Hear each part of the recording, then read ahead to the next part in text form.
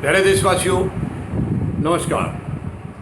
अभी कल राज्यसभा के चुनाव संपन्न हुए हैं। ये बड़ी दुख की बात है। मतलब टोटल 57 सीटों की वैकेंसी थी, जिसमें 46 तो अपने आप ही तय हो गए थे विदाउट वोटिंग के। 16 पर वोटिंग होनी थी और इस 16 पर वोटिंग की अजीब चीज़ सामने आई है देखने को। यानी कांग्रेस ने भी, बीजेपी ने भी, इन्होंने सब ने अपने अपने विधायक होटलों में कहीं अलग जगह पर ठहराए हैं कई दिनों तक। क्या ये शर्म की बात नहीं है? वो क्यों ठहराए हैं? पहले तो ऐसा लग रहा था कांग्रेस को कि शायद बीजेपी वाले हमारे विधायकों को तोड़ लेंगे। उन्होंने फिर हरियाणा के जो कांग्रेस वाले थे, जितने भी एमएलए थे, उन सबको रायपुर ले जाया गया और जयपुर में जो राजस्थान के थे उनको उदयपुर ले जाया गया। यानी आप देखिए, ताज्जुब की बात है। विधायकों के ऊपर ना उनकी पार्टी को विश्वास है, ना जो उम्मीदवार खड़े हैं उनको विश्वास है। ये कितनी कमाल की बात है। और इनको बीजेपी से खतरा था। बाद में बीजेपी भी अपने विधायकों को लेकर चली गई, बीजेपी ने भी छिपा दिए। ये क्या शर्म की बात नहीं है? क्या वो जनप्रतिनिधि कहलाने लायक हैं? हालांकि जनप्रतिनिधि तो आज है ही नहीं। जनप्रतिनिधि आज कोई भी नहीं है।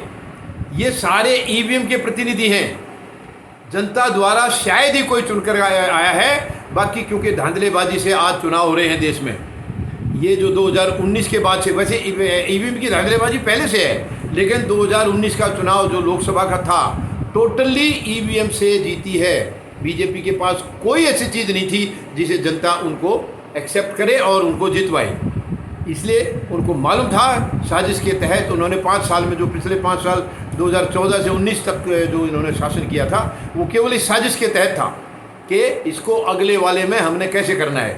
यानी वो 5 साल में इन्होंने काम नहीं किए हैं, केवल यही किया है कि अगले 5 साल के लिए दोबारा चुनने के लिए क्या तरीका अपनाया जाए। वो पूरे 5 साल उन्होंने उसी में निकाल दिए। जनता के लिए कुछ नहीं किया। अगर जनता के लिए किया होता तो ईवीएम की सेटिंग करने की ज़रूरत नहीं होगी। मैं दावे के साथ कह सकता हूँ। अगर आपको जनता पर भरोसा होगा, जनता आपके काम को देखेगी, अगर आपने किया है तो आपको ईवीएम का सहारा लेने की ज़रूरत नहीं। जनता खुद ब खुद आपको जिताएगी। जनता काम चाहती है। जनता गरीब, मजदूर, जवान, किसान, इन सबको काम चाहिए। लेकिन दुख इस बात का है कि काम तो हो नहीं रहे। काम आज हो नहीं रहे हैं। तो ये देखिए, जनप्रतिनिधि, जनता के प्रतिनिधि, क्या जनता का प्रतिनिधि इतना कच्चा हो सकता है कि उसको पार्टी को, उस पर भरोसा नहीं, उसको पार्टी पर भरोसा नहीं है? तो ये लोग तो जनप्रतिनिधि कहलाने लायक नहीं है और उनको राज्यसभा में चुन करके भेज रहे हैं। राज्यसभा में क्या कल्याण करेंगे? हैं तो वही, सारे के सारे वही हैं। वोट देने वाले वही हैं। जिसको वोट दे रहे वो भी उन्हीं के हैं। वो भी तो कहीं ना कहीं जनप्रतिनिधि किसी न किसी टाइम में रहे हैं।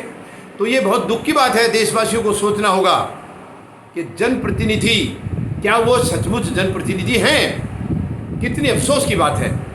अब वो 16 राज्यों के जो राज्यसभा की सीटों के लिए जो चुनाव होने थे कल, उसके लिए कई दिनों तक इनको होटल में रोकना पड़ा है। कल रात को, परसों रात को लेके आए हैं और कल सुबह सुबह उनसे वोटिंग कराई है। शर्म की बात है। फिर वो देश में अपने आप को नेता बताते हैं। क्या ऐसे लोगों को नेता कहा जा सकता है? शर्म की बात है। बहुत दुख की बात है। देशवासियों को इस पर सोचना होगा। धन्यवाद। जय जवान,